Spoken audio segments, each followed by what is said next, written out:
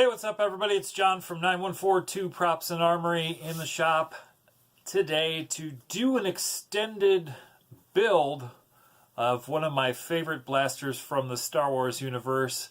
We're going to build a DL-44 Han Solo blaster, and it's going to be based off of an Airsoft Mauser that you can buy on Amazon, on eBay, a couple of places for very inexpensively.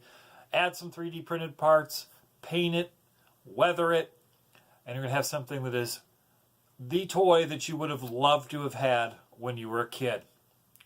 All right, so let's do it. It's going to be a longer one. Build video right now. Let's do it.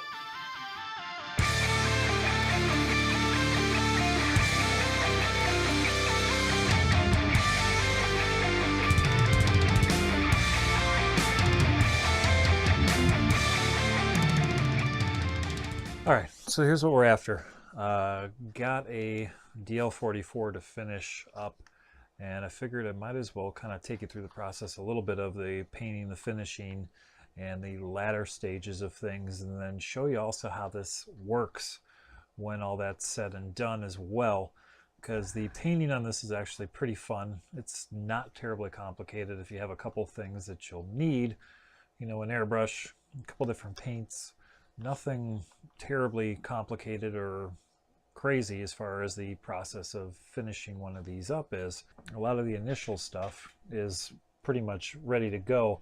All the parts for this were printed on either my CR10 or my Monoprice Maker Select original version, and they were done both in, the majority of things were done in PETG, and a couple of these smaller pieces were done in PLA that was printed solid. So went with PETG to make things a lot stronger than on a couple of the original versions that I did of this, including one that I made for my son for Christmas. But the DL-44, this particular one, is based off of a Mauser Airsoft spring-loaded pistol that you can pick up on eBay, you can pick up on Amazon, you can pick up a lot of different places for pretty cheap. And I went ahead and printed all the parts, including the bull barrel, the radiator fins on the front there, the muzzle flash hider, a couple of the thumb screws that go on the mounting plate for the scope mount. I changed this a little bit too. I'm kind of a fan always of putting in things that add something to a project. And don't get me wrong, you can get some really cool results with everything being printed and painted. But I think if you add a couple little things in there, hardware that's real, and even just this little rail of aluminum that I cut and chopped up the model here a little bit and put that in place of the printed part, because it didn't have quite enough strength on previous versions that I've done of this. And even with the PETG, this part being printed, it wasn't enough. So I figured we got to change that up a little bit. So added the metal part on there. That's going to really kind of shine through, and it's going to make a little bit more sense why it's not just a strength thing, but when it comes to finishing, it is so much easier to weather a prop, whatever kind of prop it is, if you have metal underneath when you're weathering. You know, you can do a lot of great weathering effects with painting. We're going to do some of those in the process of this. There's a number of different ways in dry brushing. You can use rub and buff, you can use weathering kits. Tamiya makes weathering kits that actually work really well. I use those a little bit.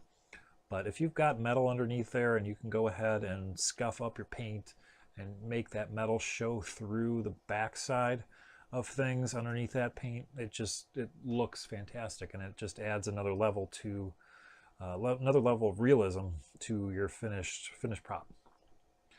So I already started some of the assembly on this. The process of finishing these printed parts is just the same as really any other. It starts with sanding, more sanding, filler primer, some glazing and spot putty for some of the nasty spots, and more sanding, filler primer, a little more sanding until you're happy with the finish and the feel and the texture that you want to get. All right, so let's go ahead and get to the painting part of things. We're going to kind of work through the process of what we need to do because we've got a lot of different parts that have to be painted. So we're going to start out with the flash hider here because we're going to need to do a couple steps on there to get where we want to be at the end of things. And to do this,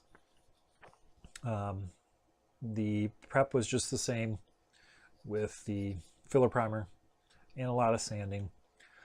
We need to have as smooth as possible on this part because we're actually going to be using Alclad chrome as the base for the metallic finish on this. And in order to really get the best out of Alclad, we got to put something that's black underneath it and a little bit glossy. So we're going to do that real quick and get the base coat onto this guy so that we can move along to other parts of the gun. Well, I thought I was a little bit low on the black. Apparently a little lower than I thought I was. Okay, good. Don't need a ton. We don't have that much to paint, and we're going to thin it out a little bit too. Most things you buy to go ahead and airbrush with, especially if they're, marketed as airbrush paints, are usually pretty good to spray right away. But I don't have a ton of time tonight to get through this, so I got to move on to the Alclad, and I got to make sure that the black base coat is actually dry. So in order to make sure that it's dry, I'm going to thin it out a little bit with alcohol so that the drying takes place a lot faster than it normally would, even though it is very quick already with the through airbrushing. We're not putting a ton of paint down. We're not trying to soak it. We're just trying to get an even coat on there. The chrome will look a lot better over the top of black. And plus it's much easier when you're actually putting the chrome paint on there, or metallic paints or whatever, over black, because it gives you a little bit better result when it comes to the color. And the other nice thing about it is it's a lot easier to tell where you've been and how much you've put down if you're going over top of black instead of over the top of gray primer.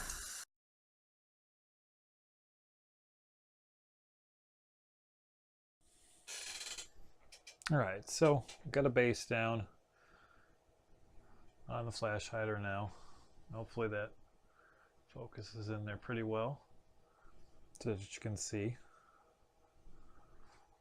And it doesn't take very long, especially with the amount of alcohol that I put in there too, for this to be, it's dry to the touch already. And I still went a little bit heavy on it.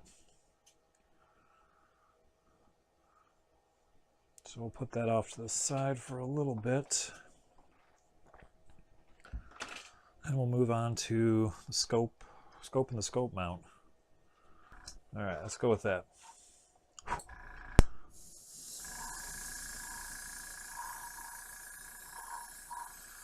You can see it's kind of spitting out a little bit,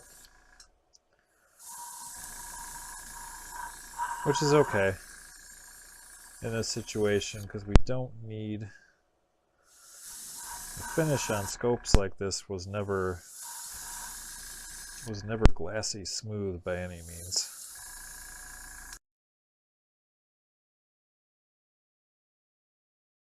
All right, we need a little more paint again. But while we're stopped, and as this dries, we're gonna put on the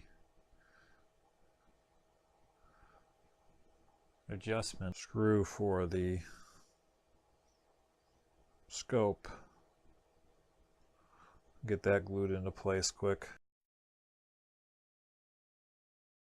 try as you can. Sometimes you can't avoid making a little bit of a mess with CA when you're using it.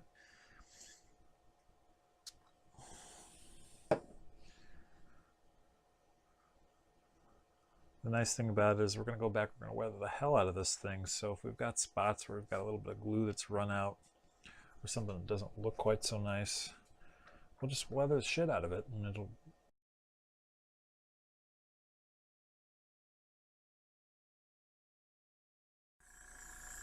So it depends on what school of, you know, prop making you're from, as far as does it have to be something that's, you know, has hero level of finishing to it, meaning would it be shown in a close-up, would it, or is it going to be more of a, you know, a stunt version of things, or something that's shown in the background? It's really a personal preference thing, and I guess it depends on the application too, or who it's for, or, you know, what its purpose is.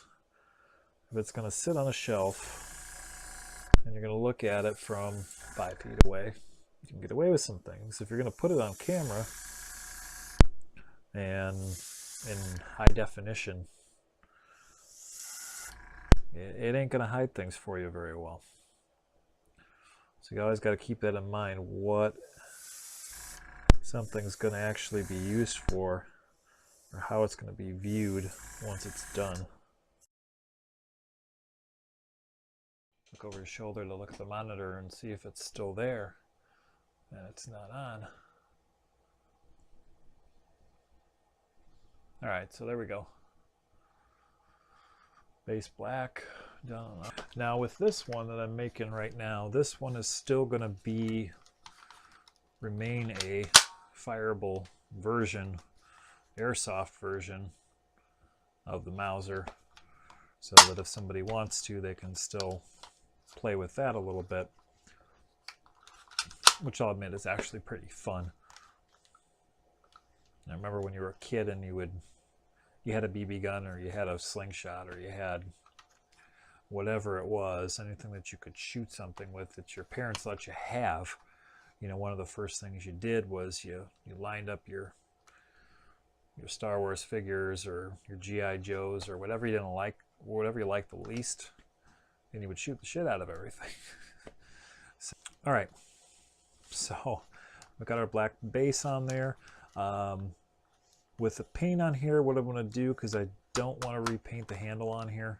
Again, we're not going for 100% perfect screen accuracy. If that was the case, we wouldn't be using an Airsoft Mauser as a base. We'd be using something much, much better. So,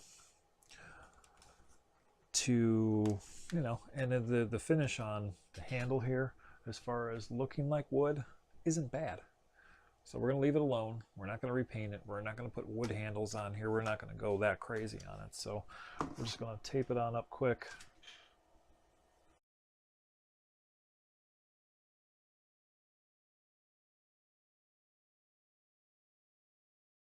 If it was earlier in the day and I had more energy, I think we could have a little more fun with this. And also, everybody's sleeping, or hopefully they're sleeping by this point, because it's, yeah, getting to be 10:45 now. So I can't quite be as loud and obnoxious as I want to be sometimes when I do these things.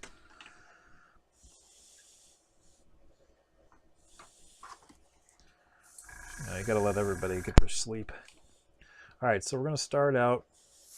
We're going to hit some of the stuff first. It hasn't seen paint yet, at least not of a finished color. So get a good first pass on those. So we're going to hit the radiator fins here. That filler primer covered up good. The other nice thing about these fins, you know, eventually I'm going to get around, I'm going to get an SLA printer or a DLP printer and not have to worry about trying to print things like this in FDM anymore, because it sucks. It really does. FDM is fantastic, and there's a lot of things I can do with it. Everything I've made up to this point, you have kind of you have restrictions on what you can do and the quality that you can get out. And you know, a lot of FDM printing, when you have to print with supports, you spend a lot of time cleaning stuff up. And I spend a fair amount of time cleaning these radiator fins up on here, and they still are not perfect, but the good thing is that we're using a flat black paint on there, and then we're going to weather up the outer edges of the fins so that that's going to kind of disappear on there. I don't know how much you can see anymore, but it was pretty apparent with the gray filler on there that wasn't looking too hot in places.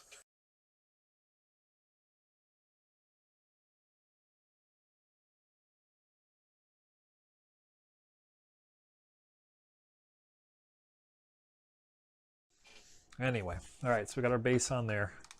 Our base black is on our Mauser.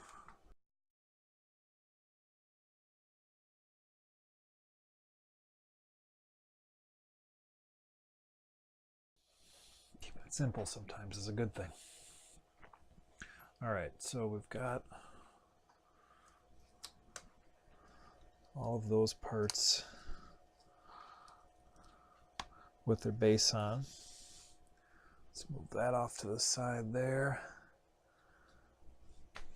so we can come back to this guy. Go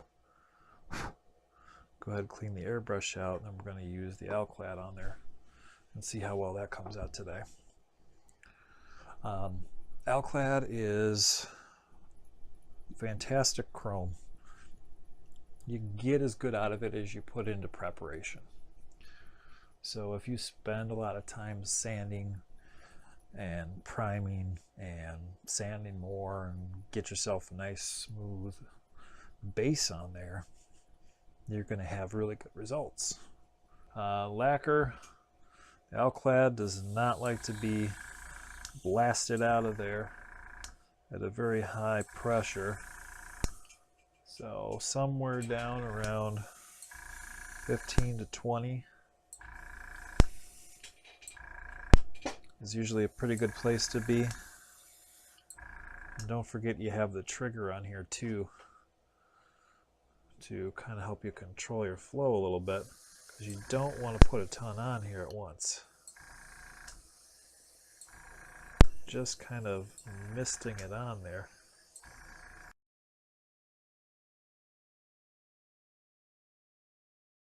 There's a couple ways to do that. A good way to do it right after you spray it is just with like a piece of toilet paper or Kleenex, as long as it doesn't have lotion in there or something like that, just so you can go back and kind of buff it up a little bit. We'll bring a little bit more of a shine out on things. You can't use anything that's too rough. Looks like I don't have much of anything that's terribly soft. That's close at hand. And I'm going to try the paper towel here and see if that helps us out, or if I'm just going to screw up the finish on there. So we're just going to go back over a little bit and buff it gently. We'll bring out a little bit more of the shine. And then it's also going to kind of help the Alclad stick to that plastic underneath it and bond with it better. And I never would have thought to do this with this stuff before, but after watching several of Gordon Tarpley's 3PO painting and finishing, as he's gone through his iterations of how he paints those suits over the years to get that gold finish without having them actually chromed. And most of his old suits were all done with Alclad chrome and then tint put over the top of it, not actually being chromed or metallized or and any other number of processes. It was just something he did with an airbrush and put some tint on there, and did a couple of other, basically it looked like magic tricks almost with the stuff that he had after a ton of trial and error on things and research and everything, but it works really well.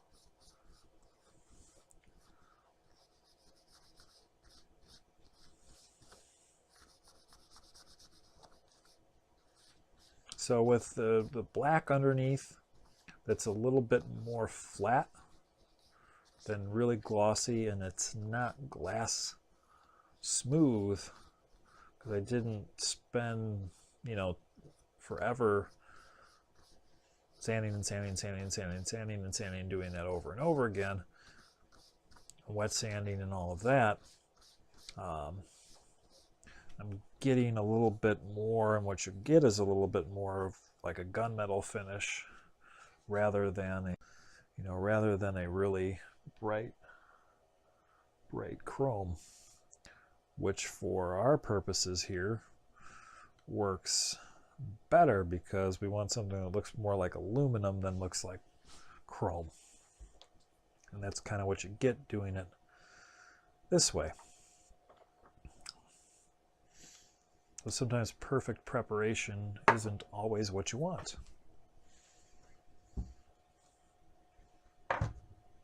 All right, paint's closed up. Put some cleaner through the airbrush quick.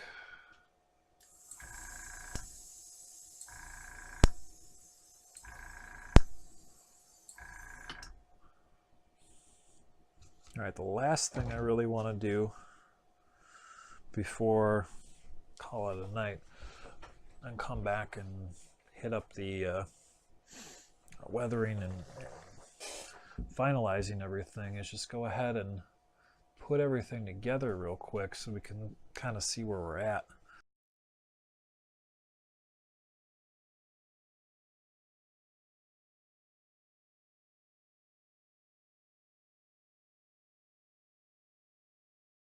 Scope mount is so much more sturdy than it was before. It's just an entirely printed part.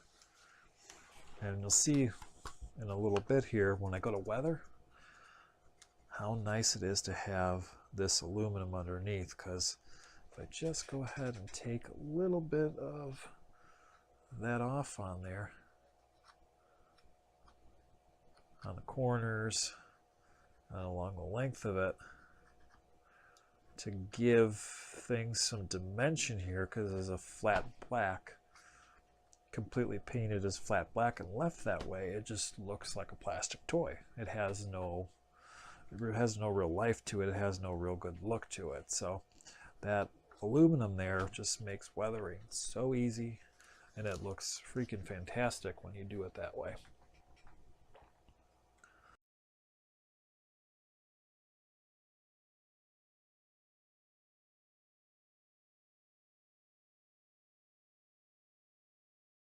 All right, I've had enough for today. I got a 12-hour day at work tomorrow, so 11 and a half hour. Come back tomorrow night. We'll get this done. I'll probably be wearing the same thing because I got my sweet new hat, shirt to wear to Murph this weekend, and for a couple other things too came today. So the mess may be a little bit more rearranged and turned around, and I'll probably be wearing the same thing. I probably won't have shaven yet either, but it is what it is. So far, so good.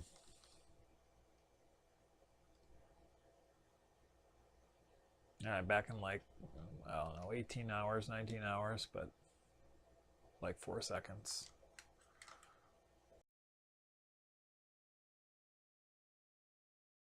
All right, it's the next day. It is 24 hours later. There's some things we need to do. We need to, first of all, we need to add some brass accents to this for things on the, add brass accents to the scope.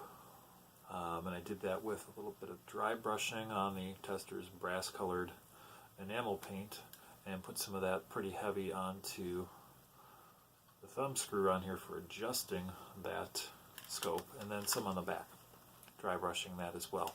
Now keep in mind this looks really heavy, but we're going to go ahead and put a black wash over the end of everything at the end to really get into the ridges and the valleys and everything on this muzzle flash hider and everywhere else too, and in the corners to kind of dirty things up a little bit more. And we'll probably go back and do that again as a final step after clear coating this to protect the paint that's on here, and then put some weathering on top of that too, just to dull down some of that clear coat. Alright, so for weathering, we're going to use a combination of things. I like to not stick to just one type of thing on everything, because that variation kind of helps sell the effect. It makes it look a little bit better. So a couple things we'll use. We'll use an old standby Silverleaf Rub and Buff. If you haven't used this stuff before, it is awesome stuff. Pick it up at any craft store. Also throw some links down in the description of these things that I've used too, in case you can't find them locally and just need to get them. Amazon to the rescue, right? A Tamiya weathering kit used by model makers and people who like to do dioramas of things like, you know, World War II subjects or Warhammer, any kind of thing like that where you're doing modeling and you need to age things. This is a really efficient way to do it, and it doesn't take a ton of skill or time. And if you can put makeup on, or at least if you've seen somebody do that before, you can do this. And as a final option, we can go in with a couple of different colors to dry brush some of that weathering on there, on the edges of the metal parts, to show where that paint is worn off over the course of time. And we can do that with a number of different paints. We can use the Alclad lacquer that we used for the muzzle flash hider. We can use some of the other aluminum colors that I have too, just to kind of vary that thing up a little bit and change it up to sell that effect. Alright, so let's do some of that and get this thing done, because it's freaking late. And I'm looking at Twitter and other places occasionally and seeing everybody starting to arrive to the middle of Indiana for Midwest Rep Ride Festival, and it's killing me, so I want to go to bed. So the first thing we're going to do, remember that we went ahead and I used a piece of aluminum for this part of, so that I can just go through now and just with a nail or with some really fine grit sandpaper,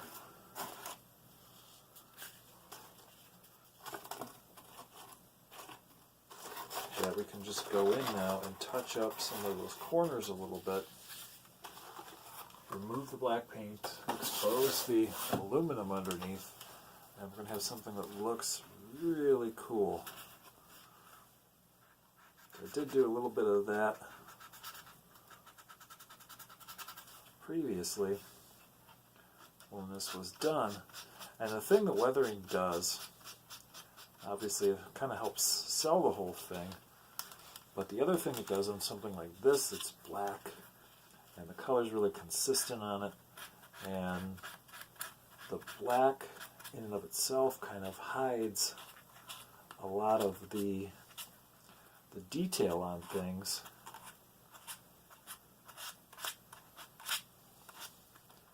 is it helps bring that all out, because there's a lot going on this thing and a lot of parts to it, and if we kind of expose those, draw attention to the edges on those things, you can start to see that it helps break everything up.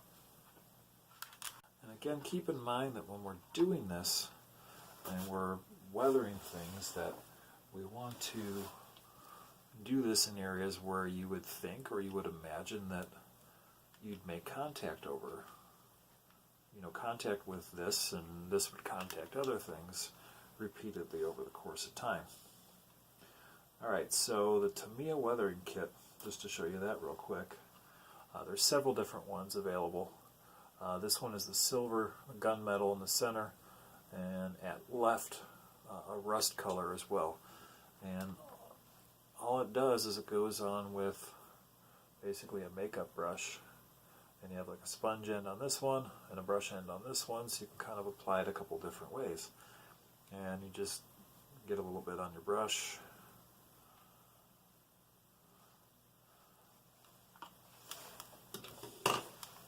and you go and start finding those edges that you want to kind of add a little bit to, and you start lightly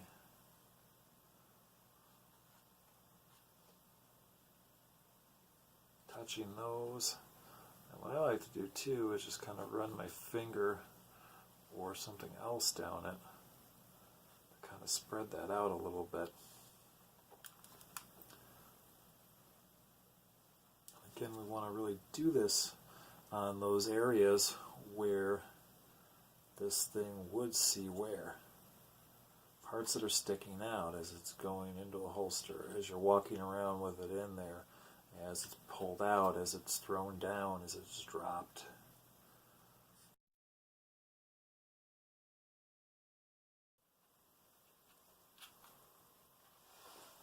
And you look at this already. After just a little bit, it's already making a huge difference in the way that that looks.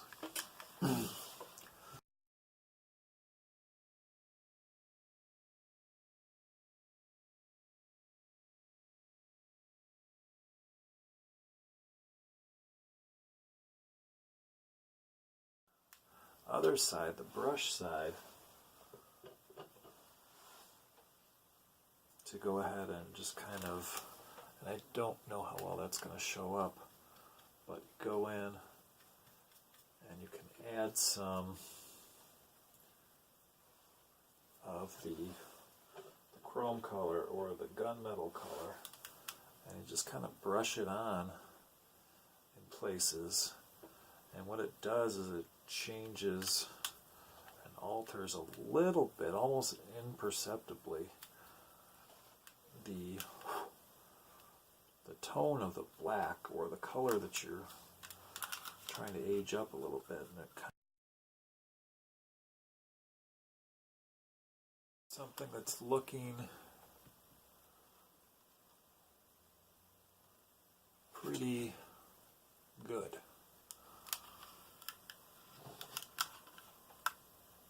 So now it looks like it's been somewhere before. Alright, so a couple of other things. Need to go ahead and add on first. Got to add on the sticks, which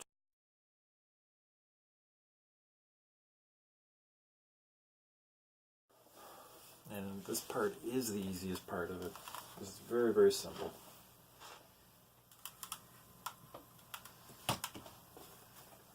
And all we're going to do is a very basic black wash. And to do that, all we're going to do is go ahead and take some black acrylic. We're going to add the tiniest amount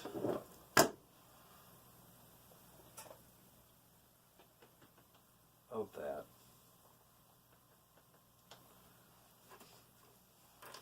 Just barely a drop, hardly anything at all. And then we're going to water that down. You can water this down a couple different ways. You could do water, which certainly works.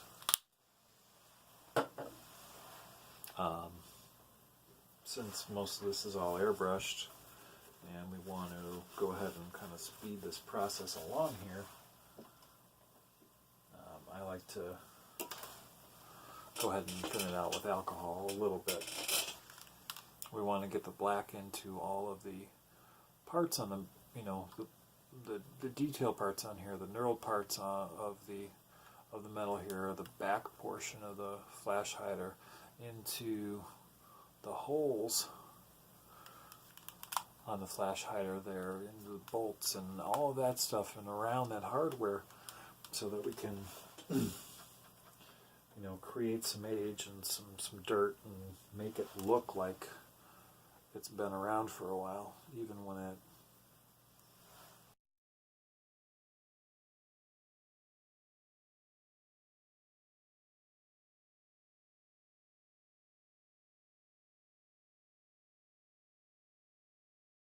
down.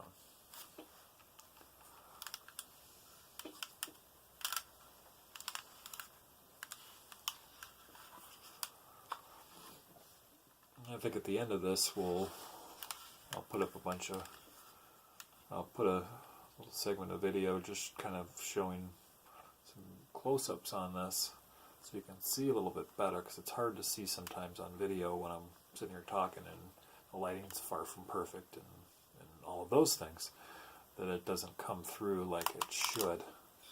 But really, for all intents and purposes, the painting on this is done. It's good. And again, you decide where you want to go with it, how far you want to go with it. For this, I think that's more than enough on there. I think it looks good. It does what it needs to do. It sells the piece. All right, so we spent 2 separate nights working on this project, a project that I've done before and wanted to do it better and wanted to document things. So the build is done, the painting is done, the weathering is done. We've gone through all that.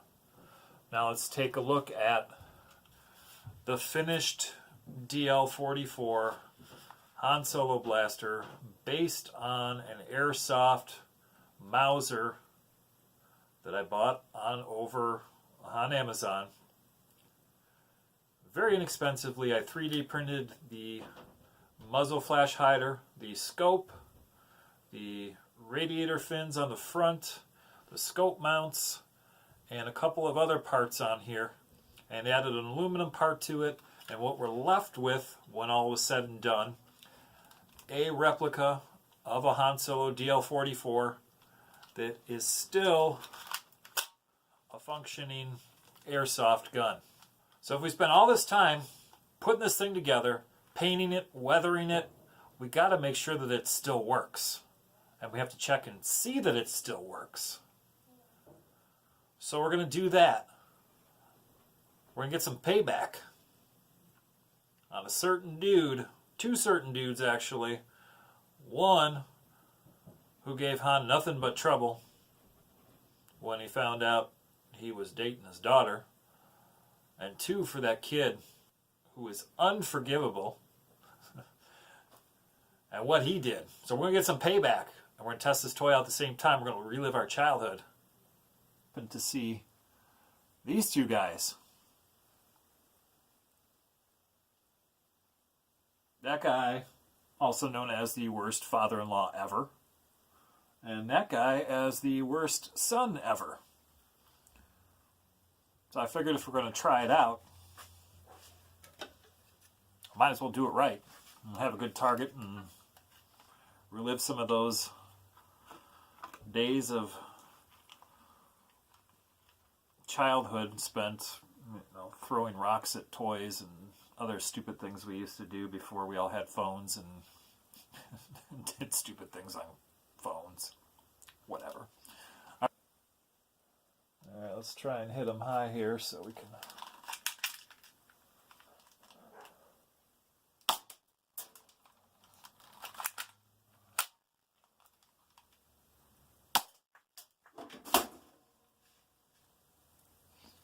There's Dad-in-law.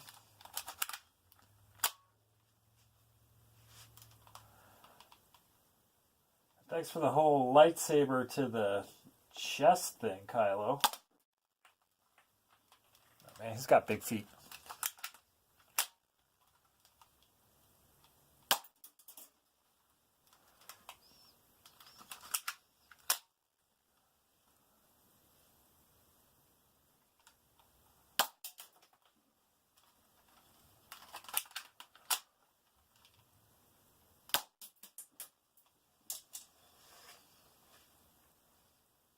How unsatisfying is that?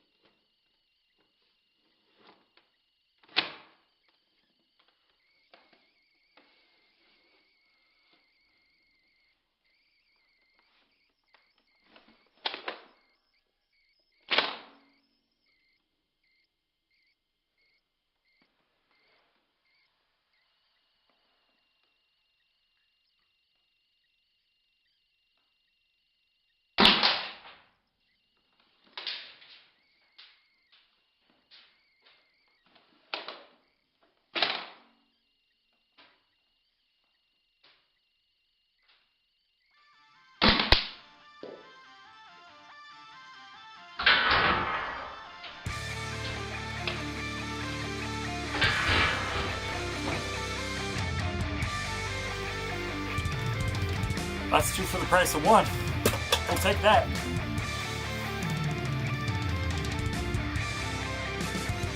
Do I really have to send this to somebody, or can I just keep it?